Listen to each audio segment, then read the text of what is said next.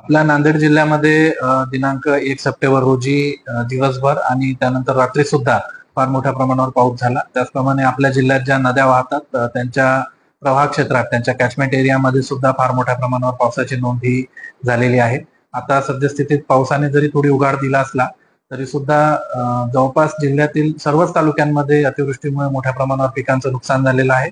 त्याचबरोबर काही ठिकाणी घरांचं आणि पशुधनाचं सुद्धा नुकसान झाल्याची माहिती आपल्याकडे आलेली आहे.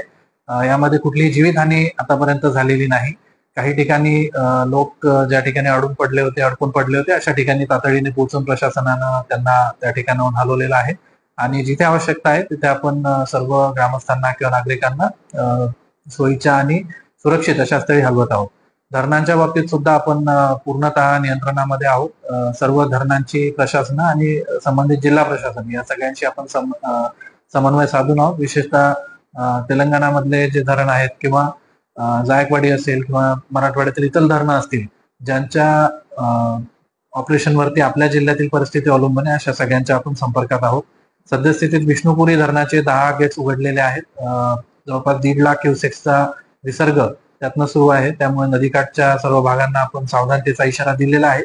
परिस्थिती नियंत्रणात आहे, मात्र तरी सुद्धा आपण सर्वांनी सतर्कता बाळगणं आवश्यक आहे.